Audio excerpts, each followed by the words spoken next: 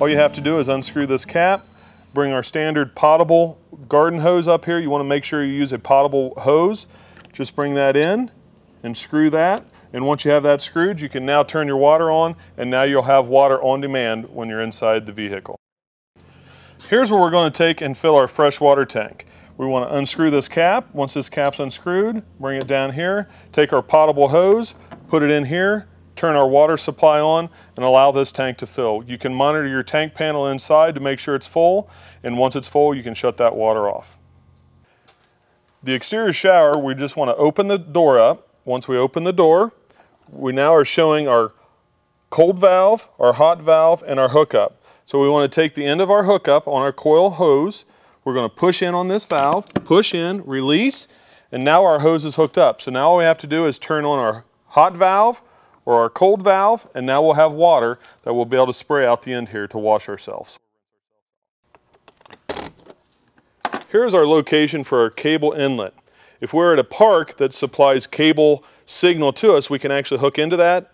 Just take the adapter cable and plug right into here, switch our TVs inside to the cable inlet, and we'll have signal in there and be able to watch that cable TV.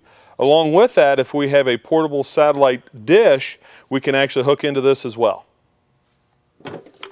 To empty the tanks, we want to grab this hose, bring it out, put it into our hole where we're going to dump the tanks. We want to twist this valve so it goes with the piping itself.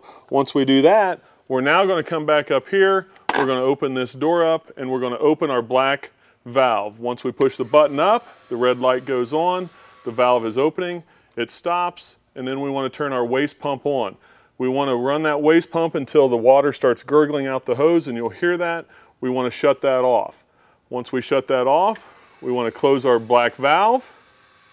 Once our black valve closes, we're now able to open our gray tank valve, and we want to repeat. Open that valve, turn our waste pump on, run that until it evacuates and starts gurgling out. And once it starts gurgling, shut the pump off, close our valve. And now what we want to do is actually start to rinse our black tank out, which we want to do down here where we pulled the hose out. Right here is our black inlet for our tank flush, and we want to hook that up, hook a standard garden hose up here, turn it on, and allow that to run for approximately 1 minute. So we then open our black valve, turn our pump on, and again, run that until it gurgles, and once it starts gurgling, shut our waste pump off. And then you could do that a couple times. You know, allow some water to fill up in that tank, turn it back on. That will give you a good solid rinse in your black tank. Once we're done with that, we close all of our valves. We're now ready to retract the hose, which we simply just take our hose, take our real retract button, push in, hose comes in, we coil it, and now we're ready to put this back in and close our door. Everything we just went through is also on the back side of the door in this nice little instructional sheet. Hooking our 30 amp shore cord in, we just want to unscrew this, lift this hatch, want to align our little notch here with down here, so we want to align that here, push that in. We just screw that in. Once we screw that in, we're ready to hook this up into a RV 30 amp input. Now that will allow us to have 30 amps inside. Now if we're at home and we're at our house and we only have a 20 or a 15 amp outlet, we have an adapter. This adapter actually just plugs in here, and once you do that, now we have a standard 110 outlet that we can plug in. We just plug that in here like so. And then also, once we have power into this, we have a blue indicator light here that indicates that we have good power going into our unit. Removing our hitch cover, we have 2 latches on either side. We want to bring the locks towards the inside or towards the middle. Once we release those, we want to push back on the little metal tab. Once we release that, we can now pull down. As you can see where my fingers are, it makes it real easy. Now we want to reverse that step, bring it back up, bring the top in so the tabs come in, bring those past. Once that locks in, and then we just want to slide those locks back out over the pin. Here's our LP remote fill station. We want to open this door, we unscrew this cap, bring the door down. Once we have the door down, we actually have our switch for our on-off valve for the inside of the vehicle, a quick adapter port here for our gas grill, and our fill station. In the fill station, you want to unscrew this cap, screw in our hose here, and open our bleeder valve while filling the tank. Here we want to take our hose into this quick connect port, bring that up, and we can turn our gas on or off with this valve. To the right here is our switch for the inside gas. So if we want that on, we have that in the up position, or in the down position, it is off. On the exterior of our van here, we have an outlet for 120 volts or 15 amp outlets, so we can plug any residential style device into here, TV, chargers, anything you may have.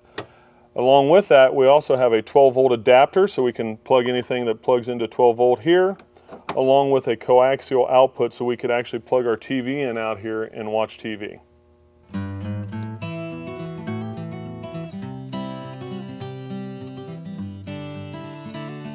The switches here are going to control our patio light on the outside, our step hold function, our tank heater, aisle lights, bath lights, and our ceiling lights, which are dimmable. On the tank heater, what we want to do is put that in the up position. In the up position, that's supplying power to our 12 volt heat pads, which will automatically come on if the exterior temperature goes below 44 degrees, and those will stay on until 64 degrees. Our aisle lights are just our lights at the lower portion of our floor. Our bath lights for the inside of our bathroom, and our ceiling lights in the on position, we will be able to dim those lights by pushing up or down. Our step is automatic, so anytime we open and close our door, that step will open and close. However, if we want to leave that in the open position, we can come in here and take this switch and put it in the down position or hold position, and that step will stay open anytime we open and shut that door. However, if we start our engine, that step will automatically retract for us. Just inside of our sliding door is our battery disconnect switch, currently in the off position. If I want to turn that on, I just simply push this in the up position and it will actually power up. As the light's flashing, it's actually engaging fully, and my 12 volt is now inside my vehicle. Now if I want to shut that off, I just put this in the down position and it will shut the 12 volt off and disconnect all power inside the vehicle. So if I do not want to use my remote power disconnect switch here, I actually do have a second option. That is underneath the lounge on the passenger side. I can open my door up underneath my lounge and gain access into that switch, which I can rotate clockwise or counterclockwise by pushing in and rotating clockwise to turn on, or pushing in and rotating counterclockwise to shut off. Again, make sure you push in before doing that. Here underneath the passenger seat are our awning controls and our light control for our awning. Here's where I can extend the awning, or I can retract the awning, or simply turn my LED lights on and tune the light in bright or dim.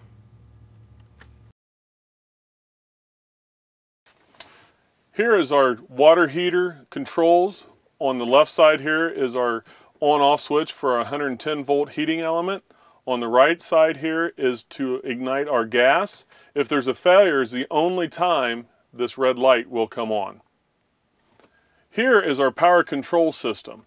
Our power control system actually monitors the amps that's being used and will turn things on and off, such as your water heater, your air conditioner, your coffee, or your microwave. So if those loads would exceed, in this case, 20 amps, and you had your microwave on and your water heater kicked on same time, and this number would exceed 20, it's going to shut off your water heater.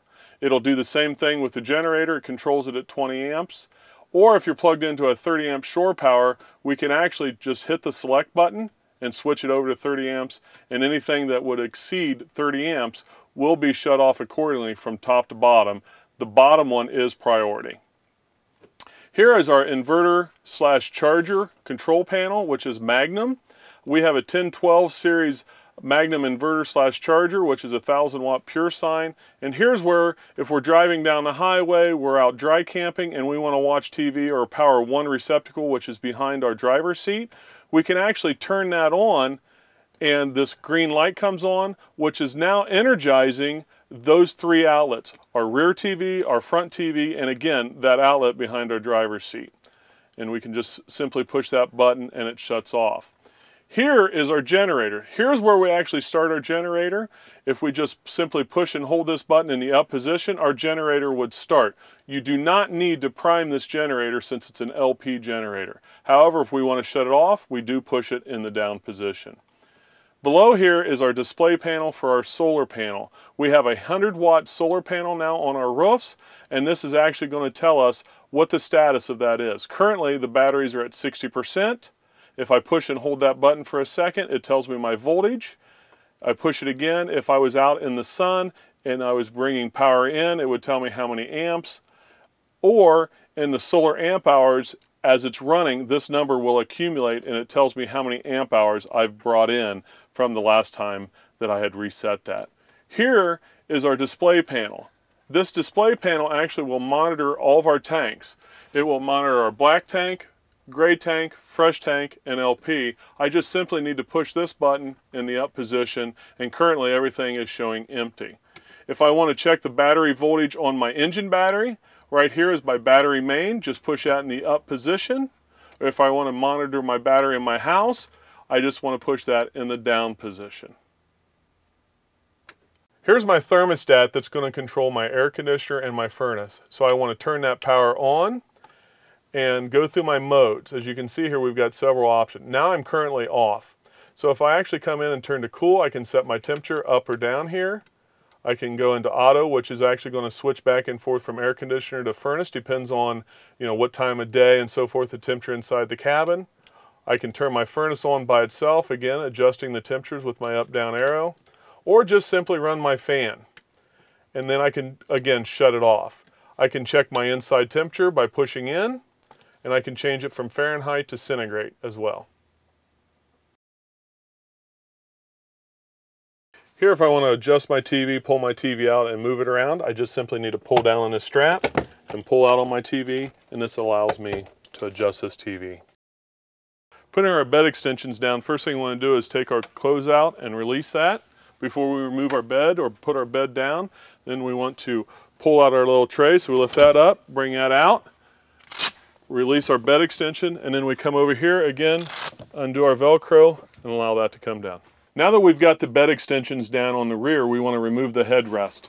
So we just take the headrest, lift it up, there's a latch here, pull that out, put this in a safe place, and then we just take and actually bring our bed down.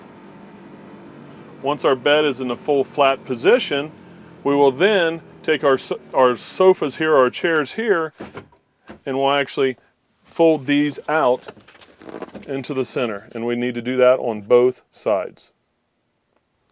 Here at the Galley Sink, we just simply need to open the glass door, bring the faucet in the up position, and now we can actually turn on our hot or cold water here. When you shut this off, make sure that you do not shut it off with the knob in the up position, because what can happen is when you shut the door, this knob can hit the glass and automatically turn it on. So when you do that, you just want to make sure it's shut off and in that position. Now we can safely shut our kitchen sink.